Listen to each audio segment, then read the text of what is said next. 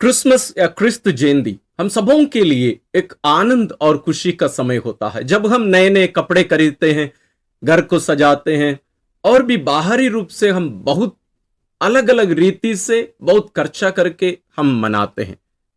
लेकिन हमारे क्रिसमस में प्रभु यीशु बहुत बार होते नहीं हैं। तो आज हम इस विषय पर विशेष रूप से चर्चा करेंगे कि कलीसिया हमें ये आगमन काल यानी क्रिसमस की तैयारी के काल के रूप में हमें 4 सप्ताह का समय देती है, जिसमें 4 रविवार जरूर आते हैं। इसका मतलब क्या है और उस समय में हमें क्या करना चाहिए, और 3 प्रकार के आगमन हैं प्रभु के, इन सब के बारे में हम चर्चा करेंगे। इसलिए आज के यह वीडियो बहुत ही विशेष है, विशेष रूप से क्रिसमस के संदर्भ में।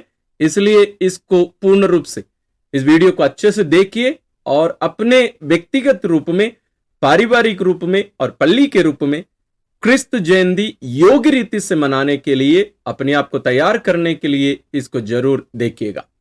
सबसे पहला विषय है ये आगमन काल का अर्थ क्या होता है। आगमन काल जैसे पूजन पद्धति, यदि आप सुने होंगे, यदि नहीं सुने हैं उसके बारे में हम अलग ही एक वीडियो बनाए हैं, उसको जरूर आप देखिए, जिसमें हम विस्तार रूप से इसको समझाए हैं। उसका लिंक हम डिस्क्रिप्शन में दिए हैं। पूजन पद्धति या लिटर्जिकल ईयर का मतलब यह होता है कि ईश्वर यानी पिता ईश्वर पवित्र आत्मा की शक्ति के द्वारा कलीसिया के माध्यम से हमें प्रभु यीशु के संपूर्ण जीवन को, या हम ये भी कह सकते हैं मुक्ति इतिहास को, पूर्ण रूप से पूरे मुक्ति इतिहास को एक कालखंड में या एक साल के अंतर्गत उसको वर्तमान बनाते हैं। ध्यान दीजिएगा, उन घटनाओं को ईश्वर वर्तमान बनाते हैं। The entire Christ event, the past event is made present through the liturgical year. बहुत ही महत्वपूर्ण बात है, इसलिए मैंने कहा हम उसके बारे में यहां चर्चा नहीं करेंगे। उसको आप जरूर उस वीडियो को देखिए, तब आप इसकी गहराई को समझ पाएंगे। और यह जो पूजन पद्धति वर्ष है या काल है, यह आगमन काल के साथ प्रारंभ होता है। आगमन, हम पवित्र बाइबल में जरूर एक आगमन के बारे में हम देखते हैं और दूसरे आगमन के लिए हम इंतजार करते हैं। इसमें तीसरा भी एक आगमन है। जी हां, प्रथम आगमन है प्रभु यीशु का शरीर धारण, जिसको हम क्रिस्त जयंती हम कहते हैं। दूसरा आगमन है वास्तव में प्रभु यीशु का हमारे जीवन में आना। प्रभु यीशु यदि मेरे जीवन में आज नहीं आते हैं तो भविष्य में उनके दूसरे आगमन का मेरा कोई मतलब नहीं है, उनका पहला आगमन का कोई मतलब नहीं है। इसलिए अभी में, इस वर्तमान में हर दिन मेरे जीवन में प्रभु का आगमन होना चाहिए, वो दूसरा आगमन। और एक जो दूसरा आगमन हम जो बोलते हैं, प्रभु दूसरी बार आएंगे, दोबारा आएंगे, अपनी महिमा के साथ आएंगे, वो है, हम कह सकते हैं वो तीसरा एक आगमन है, लेकिन दूसरा आगमन कहा जाता है। तो इस आगमन काल में कलीसिया इन तीनों आगमन को हमारे सामने रखती है। जैसे मैंने कहा, इसमें 4 सप्ताह होते हैं। इन 4 सप्ताहों में 4 अलग अलग विषय दिए जाते हैं, थीम्स।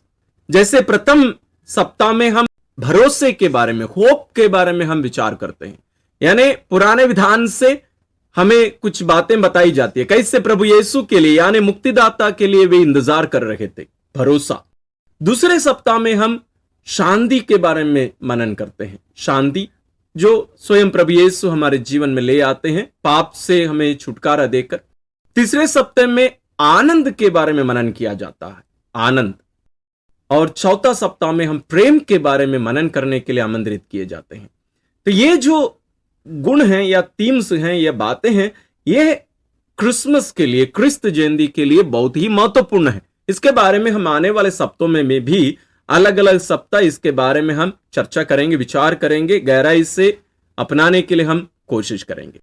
तो ये जो प्रथम आगमन है, उसमें हमें, जैसे हमारे चैनल में भी आप पिछले वर्ष पुराने में भी वीडियोस होंगे, जर्नी टू बेथलेहम या बेथलेहम की ओर यात्रा, जिसमें हम हर दिन अलग अलग व्यक्तियों के साथ यात्रा की।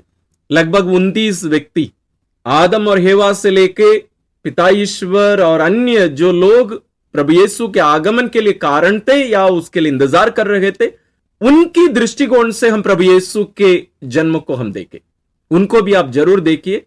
उसका मैं प्लेलिस्ट का लिंक मैं डिस्क्रिप्शन में दे रहा हूं, जरूर चेक करिएगा। बहुत ही विशेष रूप से अपने आप को तैयार करने के लिए एक माध्यम वे हो सकते हैं। ये जो दूसरा आगमन है ये सबसे महत्वपूर्ण है हमारे लिए। क्यों? ये प्रभु यीशु का मेरे जीवन में आना। प्रभु यीशु ने कहा दुनिया के अंत तक मैं तुम्हारे साथ हूं। ये केवल कहने के लिए नहीं कहे, बल्कि वे हर दिन हमारे जीवन में आना चाहते हैं। क्योंकि प्रकाशना ग्रंथ में प्रभु यीशु यही कहते हैं, देखो मैं द्वार पर खड़े होकर खटखटाता हूं। द्वार पर यानी दरवाजे पर खड़े होकर खटखटाता हूं।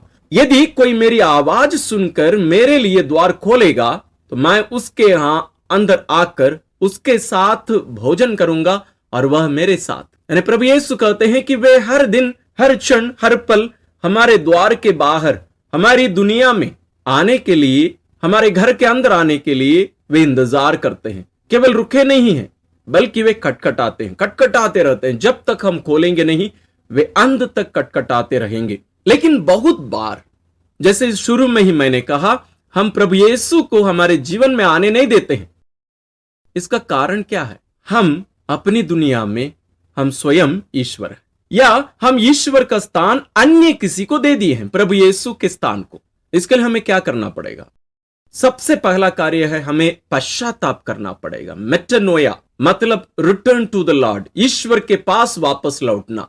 टेक यू टर्न लेना, यानी ईश्वर जो हमारे जीवन का केंद्र और जीवन का स्रोत है, हमें उनके पास वापस लौटना है।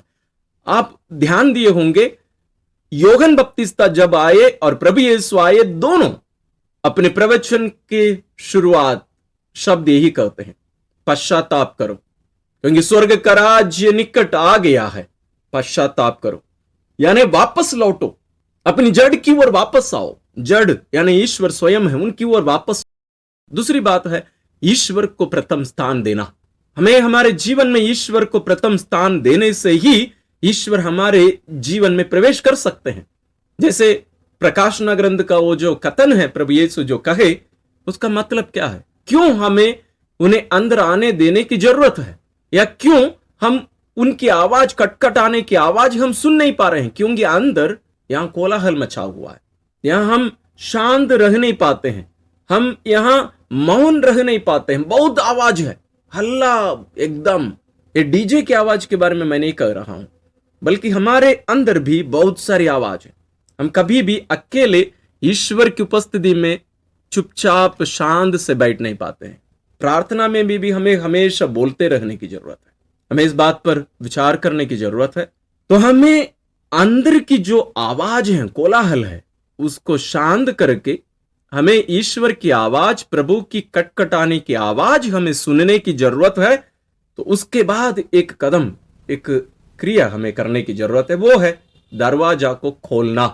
वो भी उनके लिए द्वार खोलकर उनको अंदर आमंत्रित करना। बहुत बार हम दरवाजा तो खोलते हैं, लेकिन वहीं उनको खड़ा रख के, उनसे अपना काम करा के हम उनकी विदाई कर देते हैं। उनको कहते हैं प्रभु मेरे जीवन में ये परेशानी है, इसको ठीक कर दो। तो प्रभु वहीं से उन सबको ठीक कर देते हैं और हम कहते हैं टाटा बाय बाय, आपका काम हो गया। नहीं, हमें उनके लिए द्वार खोलना और तीसरी बात उनको अंदर आमंत्रित करना अनिवार्य है। ये तीन बातें इसके अंतर्गत आएगी। उसके साथ जरूर उनको बोलना है कि प्रभु हमारे साथ रह जाइए। एमाउस के उन दोनों शिष्यों को याद करिएगा। ऐसा लग रहा था कि वे आगे जा रहे थे, लेकिन वास्तव में वे भी अंदर जाकर उनके साथ ठहरना, रहना चाहते थे। वे देख रहे थे कहीं इन लोग मुझे आमंत्रित करेंगे या नहीं। वे उन्हें आमंत्रित किए, अंदर आइए, हमारे साथ रह जाइए। तीसरा जो कार्य है हमें करने की जरूरत है, वो है जो कलीसियाई पूजन पद्धति है, उसका पालन हमें करना पड़ेगा। मतलब जैसे मैंने कहा, ये आगमन काल के साथ एक नया वर्ष प्रारंभ हो रहा है। इसमें हर दिन हमें विशेष पाठ दिए जाते हैं। उस दिन विशेष अलग मिसा बलिदान के लिए अलग अलग प्रार्थनाएं दी जाती है। यदि आप हमारे मिस्सा ग्रंथ को देखेंगे, उसमें देखेंगे सामान्य काल का केवल रविवार के लिए अलग मिस्सा के लिए दिया रहता है, लेकिन आगमन काल में हर दिन अलग अलग प्रार्थना दी जाती है। हमें उन दिनों के पाठ को देखना, पढ़ना, मनन करना, प्रत्युत्तर यानी भजन जो होता है, जिसको हम सामान्य रूप से भजन अनुवाक्य बोलते हैं, हम असली में वो भजन अनुवाक्य नहीं है, वो भजन है, उसका एक अनुवाक्य हम जो दोहराते हैं, उसको भी पढ़ना बहुत महत्वपूर्ण।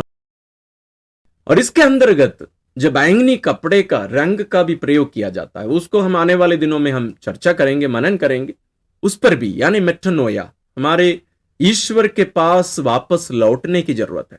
इन बातों को ध्यान में रखना अत्यंत आवश्यक है। तीसरे आगमन है प्रभु का दूसरा आगमन, जिसको हम कहते हैं अंतिम समय में प्रभु यीशु अपनी महिमा के साथ अपने स्वर्गदूतों के साथ यहां आएंगे। उसके लिए भी हमें अपने आप को तैयार करना है। तो ये तीनों आगमन वास्तव में एक दूसरे से जुड़े हैं। यदि प्रभु का प्रथम आगमन यानी 2000 साल पहले बेथलेहम में आना और उनका दूसरा आगमन यानी महिमा के साथ आना आज मेरे जीवन में वर्तमान नहीं होते हैं, तो इन दोनों आगमन का कोई अर्थ नहीं है मेरे जीवन में, उसका प्रभाव मेरे जीवन में पड़ना चाहिए। तो जब हम प्रभु यीशु के आगमन के लिए यानी उनके जन्मोत्सव के लिए अपने आप को तैयार कर रहे हैं, मैं पुनः दोहराना चाहूंगा, इसका मतलब यह है कि हम ईश्वर जो अपने पवित्र आत्मा के द्वारा अपने पुत्र के जीवन को वर्तमान बना रहे हैं, हमें उनके उस वर्तमान बनाए हुए उस घटना में, उनके जन्म में हमें सहभागी होना है, हमें उसमें प्रवेश करके उसमें भाग लेना है। जैसे उसमें स्वर्गदूत लोग आए थे, चरवाहे लोग आए थे, ज्योतिषी आए थे, या जिनको राजा भी कहा जाता है, अलग अलग लोग उसमें शामिल थे, मां मरियम और संत योसेफ और भी बहुत सारे लोग,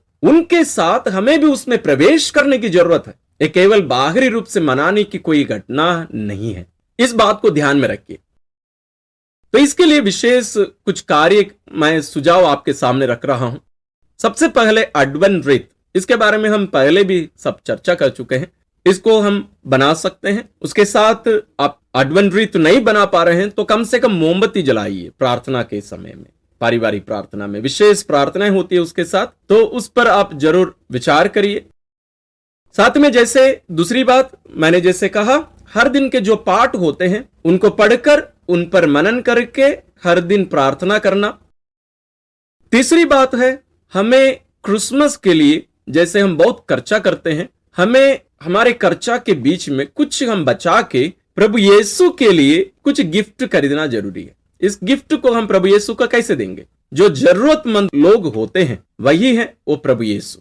तो ये हो सकता है आपके आस पड़ोस में रहने वाले कोई गरीब व्यक्ति हो जिनके पास खाने के लिए कुछ नहीं है, उनके लिए राशन खरीद के दीजिए। कोई बच्चे हैं जिनके पास अच्छे कपड़े नहीं है, उनके लिए कपड़ा खरीद दीजिए। और कोई हमारे घर में होंगे हमारे बुजुर्ग माता पिता या नाना नानी दादा दादी, उनके पास बैठकर थोड़ा सा समय बिताए।